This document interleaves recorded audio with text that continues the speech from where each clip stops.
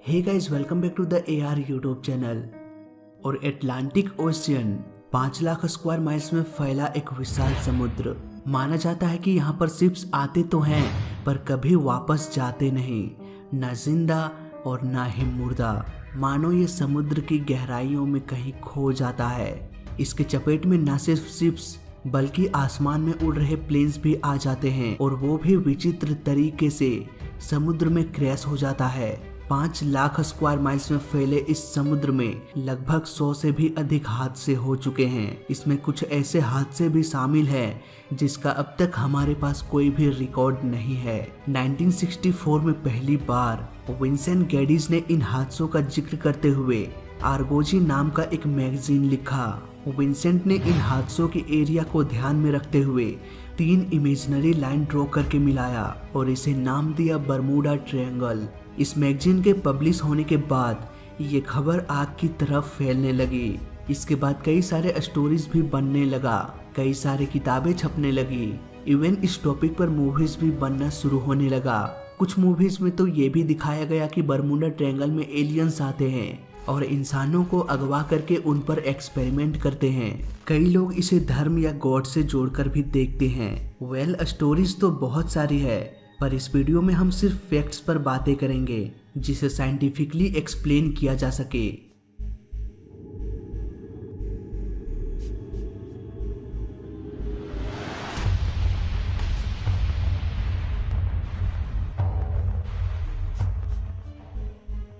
तो इस कहानी की शुरुआत होती है 1492 यानी कि तकरीबन 527 साल पहले। अक्टूबर का महीना था। कोलंबस उन दिनों इसी रास्ते से गुजर रहा था। इसी यात्रा के दौरान उसे तेज लाइट चमकता हुआ दिखाई दिया।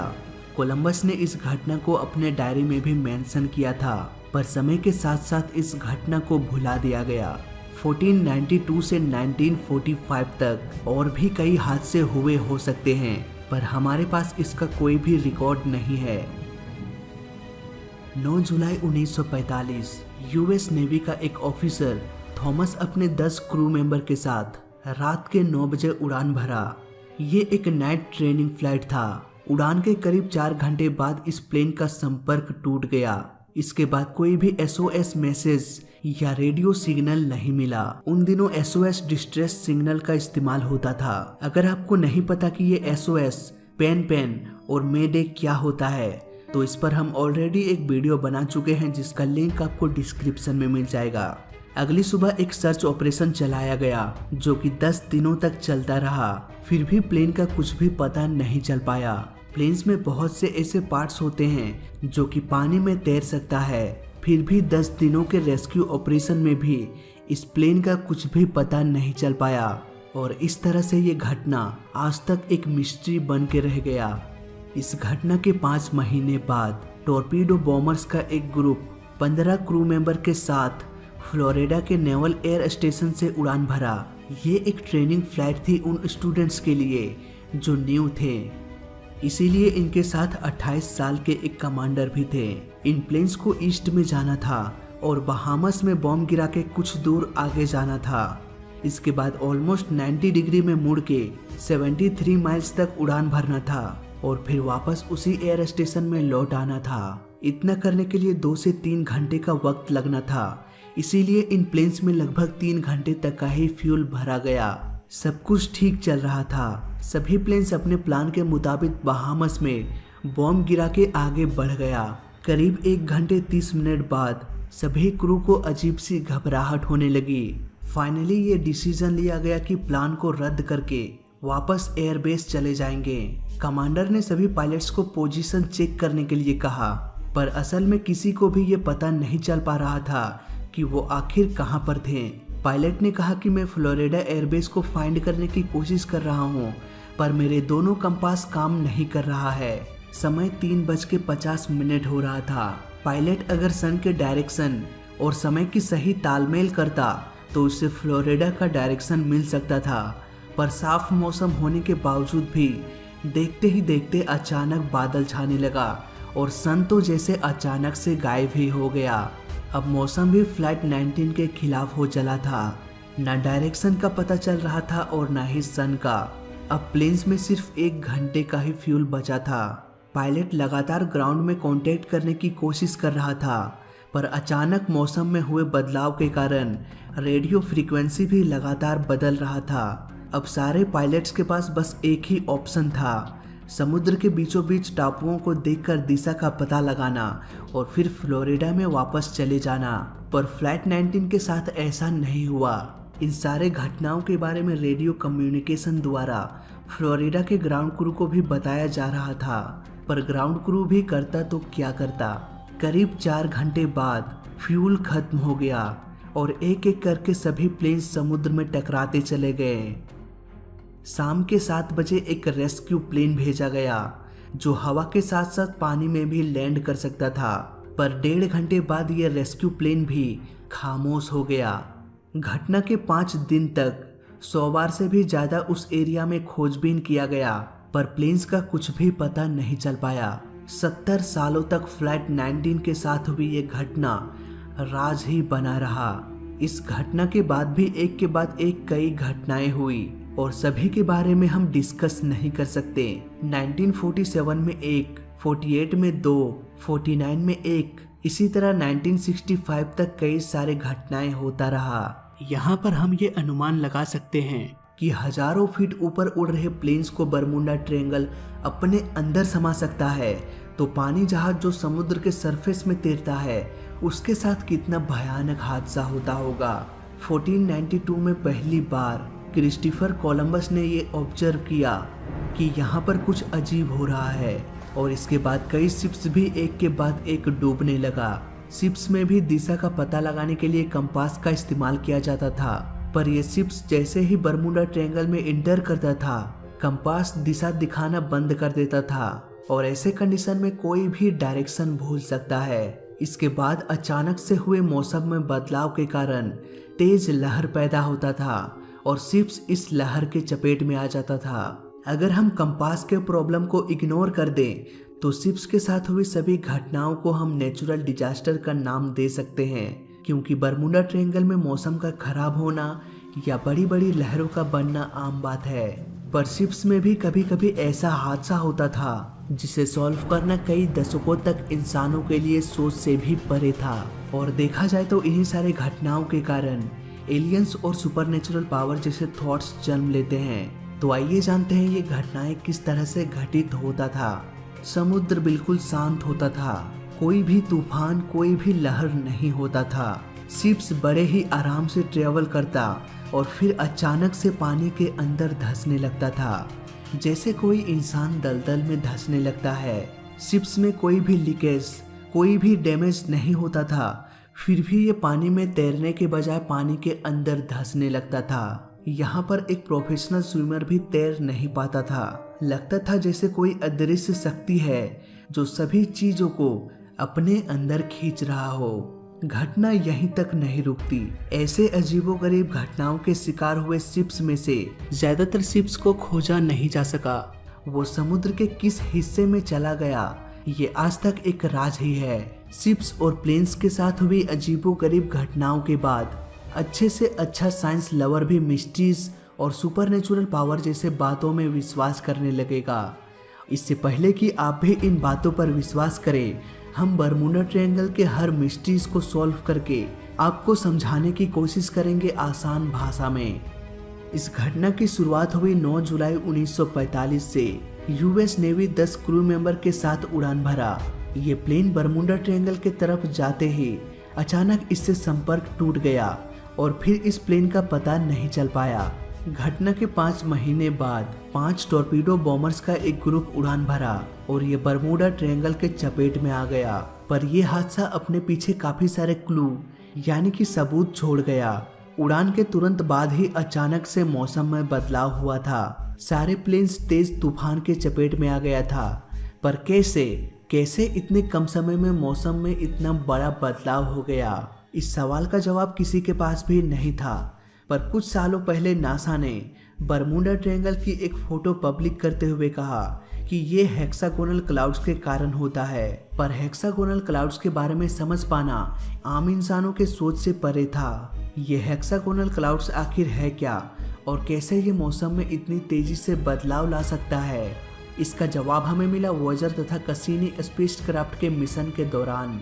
ये दोनों स्पेसक्राफ्ट सैटर्न के रास्ते से गुजर रहा था और तभी हमें पहली बार हेक्सागोनल क्लाउड्स के बारे में जानने को मिला। इस तरह के क्लाउड्स में क्लाउड्स और एयर सेंटर का चक्कर लगाते हैं। ऐसे क्लाउड्स इतने पावरफुल होते हैं कि ये 273 किलोमीटर पर आवर की स्पीड से एयर को पंप यानी कि धकेल सकता है। नासा के सैटेलाइट्स ने इन्हीं हेक्सागोनल क्लाउड्स को बरमूडा ट्रायंगल के ऊपर देखा था। इन क्लाउड्स के कारण तेजी से मौसम में बदलाव होना तो नॉर्मल है। फ्लाइट 19 में हुए मौसम में बदलाव के बाद भी एक बड़ी समस्या कंपास में था। पर क्यों सभी प्लेन्स का कंपास एक साथ बंद हो गया? इसे समझने के लिए हमें सबसे पहले ये समझना पड़ेगा कि आखिर कंपास कैसे काम करता है। दोस्तों, एक कंपास के लिए ये मैटर नहीं करता कि आप धरती पर कहाँ पर खड़े हैं। अगर आपके पास मैग्नेटिक कंपास है तो ये हमेशा नॉर्थ पोल की तरफ ही डायरेक्शन बताएगा। अगर हम धरती के कोर में देखें तो हमें मेटल कोर मिलेगा जो पृथ्वी के साथ घूमती रहती है और इसी घुमाव के कारण पृथ्वी में मैग्नेटिक फील्ड बनता है। अब जैसा कि हम जानते हैं, मैग्नेट के दो पोल्स होते हैं, नॉर्थ पोल और साउथ पोल। नॉर्थ और साउथ हमेशा अट्रैक्ट करता है, जबकि नॉर्थ और नॉर्थ या फिर साउथ और साउथ हमेशा रिपेल करता है। कंपास में एक बेहद हल्का और फ्रिक्शनलेस नीडल होता है जिसमें कि मैग्नेटिक प्रॉपर्टीज होता है। इसका आकार छोटा, हल्का और फ्रिक्शनलेस होने के कारण ये अर्थ के मैग्नेटिक फील्ड के अकॉर्डिंग ढल सकता है। हमारा अर्थ खुद एक बड़ा सा मैग्नेट है, इसीलिए आप धरती पर कहीं भी हो, कंपास अर्थ के मैग्नेटिक फील्ड को डिटेक्ट करके डायरेक्शन का पता कर लेगा। पर यहाँ पर सबसे बड़ा सवाल ये आता है कि ये कंपास बरमूडा ट्रायंगल में फेल क्यों हो जाता है। साइंटिस्ट इस सवाल का पता लगाने के लिए बरमूडा ट्रायंगल की जमीन की जांच किया। इस जांच से ये पता चला कि इसके जमीन के बहुत से हिस्सों में मैग्नेटिक प्रॉपर्टीज पाया जाता है और ऐसे में कंपास कंफ्यूज हो जाता है एक से अधिक मैग्नेट होने के कारण, और कंपास में डिफ्लेक्शन होना शुरू हो जाता है। फ्लाइट 19 के साथ भी ऐसा ही हुआ था। फ्लाइट 19 के लास्ट लोकेशन को ट्रैक किया गया और वहां की जमीन को जांच करने के बाद ये पता चला कि उसमें भी मैग्नेटिक प्रॉपर्टीज है जो कंपास और अर्थ के मैग्नेटिक फील्ड के बीच बाधा डाल रहा था, जिसकी वजह से प्लेन अपने डायरेक्शन से भटक गया। दोस्तों, हम अपने आसपास पेड़ पौधे और कई सारे बिल्डिंग्स देखते हैं जिससे हमें आसानी से दिशा का अंदाजा हो जाता है, लेकिन जहां चारों ओर सिर्फ पानी ही पानी है वहां पर दिशा का भ्रम होना तो नॉर्मल सी बात है। और अगर उसी वक्त कंपास भी खराब हो जाए तो फिर पायलट को गलत डिसीजन लेने से कोई नहीं रोक सकता, और ऐसे गलतियों को कहा जाता है pilot error. Most of the plane crash pilot error और खराब मौसम की वजह से हुआ था। बरमूडा ट्रायंगल में कोई भी मिस्ट्री नाम का चीज नहीं है। दोस्तों, अगर आप मेरे वीडियोस रेगुलर देखते हैं तो आपको टर्बुलेंस के बारे में पता होगा। जब एक प्लेन टेक ऑफ करता है तो उसके जेट इंजन से एग्जॉस्ट गैस तेजी से बाहर निकलता है जो एयर प्रेशर में डिस्टरबेंस क्रिएट कर देता है। इसीलिए तो एक प्लेन के टेक ऑफ के बाद दूसरे प्लेन को उसी रास्ते में तुरंत टेक ऑफ करने की अनुमति नहीं दिया जाता जब तक कि एयर प्रेशर फिर से एक समान ना हो जाए। इस तरह से एयर प्रेशर में बदलाव को कहा जाता है टर्बुलेंस। पर यह टर्बुलेंस सिर्फ प्लेन ही नहीं क्रिएट करता, बल्कि ऊंचे पर्वत, पहाड़ और ऊबड़ खाबड़ जमीन से जब एयर पास होता है तो धरती समतल ना होने के कारण एयर में डिस्टरबेंस क्रिएट होता है और हवाएं तेजी से चलना शुरू हो जाता है। देखा जाए तो बरमूडा ट्रायंगल चारों तरफ टापुओं से घिरा हुआ है, यानी कि ये आसानी से लहरें बना सकती है और नॉर्मल या छोटे शिप्स को पानी में डुबो सकती है। इसके अलावा अगर शिप्स हेक्सागोनल क्लाउड्स के बीच में आ जाए तो ये बड़े से बड़ा शिप भी डुबो सकता है। इसके अलावा शिप्स में भी कंपास का इस्तेमाल किया जाता है डायरेक्शन का पता लगाने के लिए, और बरमूडा ट्रायंगल में कंपास का क्या हाल होता है ये अभी अभी हम देख चुके हैं। शिप्स में ज्यादातर घटनाएं मौसम की खराबी की वजह से हुआ है और इसे किसी भी तरह का मिस्ट्री कहा नहीं जा सकता। पर शिप्स में से कुछ घटनाएं बेहद ही अजीबोगरीब था। मौसम बिल्कुल साफ होने के बावजूद भी, शिप्स में किसी भी तरह का प्रॉब्लम ना होने के बावजूद भी ये पानी में तैरना बंद कर देता था। इवन कोई भी इंसान वहां पर तैर नहीं पाता था। ऐसे हादसों में शिप्स का मलबा इतनी गहराई में चला जाता था कि इन शिप्स को दोबारा खोजा नहीं जा सकता था। पर क्यों? दोस्तों, आज हम जानते हैं शिप्स को इसीलिए खोजा नहीं जा सकता क्योंकि समुद्र के कुछ हिस्से इतने गहरे हैं कि उतनी गहराई में जाना इंसानों की बस की बात नहीं है। इवन सनलाइट भी उतनी गहराई तक नहीं पहुंच पाता। अर्थ के अंदर कई सारी परतें हैं। अर्थ के कोर से कई सारे गैसेस बाहर निकलते हैं और समुद्र जितना गहरा होगा उतना ही कोर के नजदीक होगा। शायद इसीलिए ऐसे जगहों पर मीथेन गैस निकलता है और ये गैस समुद्र के पानी के डेंसिटी को कम कर देता है, जिसकी वजह से शिप्स पानी में तैरना बंद कर देता है और फिर पानी में डूब जाता है और फिर शिप्स का मलबा इतनी गहराई में चला जाता है जहां पर इसे खोज निकालना नामुमकिन है। अगर ये कॉन्सेप्ट आपको समझ में नहीं आया, हम इसे एक सिंपल एग्जाम्पल से समझ लेते हैं। सपोज एक दलदल है जो अब सूख चुका है। अगर आप इस दलदल के ऊपर से गुजरोगे तो आराम से गुजर सकते हो, पर उसी सूखे दलदल में अगर ढेर सारा पानी डाल दे तो वो वापस दलदल बन जाएगा। यानी कि पानी के मिल जाने से दलदल की डेंसिटी कम हो गया। ऐसे में अगर आप इसके ऊपर से गुजरोगे तो आसानी से इसके अंदर धंसते चले जाओगे। ठीक ऐसा ही पानी के साथ होता है। जब मीथेन गैस पानी से मिल जाता है और पानी का डेंसिटी कम कर देता है, पानी का डेंसिटी कम हो जाने के कारण शिप्स तैर नहीं पाता है और पानी में डूब जाता है। तो ये थी कुछ मिस्ट्रीज जिसे हमने सॉल्व किया। अगर आपके मन में अब डर की भावना महसूस हो रहा है, अगर आपको डर लग रहा है बरमूडा ट्रायंगल के ऊपर ट्रेवल करने से, तो इस डर को भी हम निकाल देते हैं। दोस्तों, बरमूडा ट्रायंगल में कई सारी घटनाएं 1940 से 1960 के बीच हुआ था और उस वक्त हम टेक्निकली उतने एडवांस नहीं थे। पर आज हमारे पास जीपीएस है, सैटेलाइट्स है, जो पूरी पृथ्वी पर एक्यूरेसी से नजर बनाए हुए रखता है। कौन सा प्लेन या शिप कहाँ है, किस डायरेक्शन में जा रहा है। इवन वेदर की भी सारी इंफॉर्मेशन होती है जो काफी एक्यूरेसी से प्रिडिक्ट कर सकता है और खतरे से पहले ही हमें अलर्ट कर सकता है। इसीलिए तो प्लेन्स और शिप्स की घटनाएं अब बरमूडा ट्रायंगल पर सुनने को नहीं मिलता। आज के दौर में बरमूडा ट्रायंगल के रास्ते से कई सारे प्लेन्स, कई सारे शिप्स गुजरते रहते हैं और ये ट्रांसपोर्टेशन का सबसे बिजी रूट बन चुका है। बरमूडा ट्रायंगल एक मिस्ट्री था और कई दशकों तक मिस्ट्री ही बना रहा, पर अब हम इतने एडवांस हो चुके हैं कि मिस्ट्रीज के पीछे की साइंस को आसानी से समझ सकते हैं। सो गाइस, ये वीडियो बनाने में काफी मेहनत लगा है।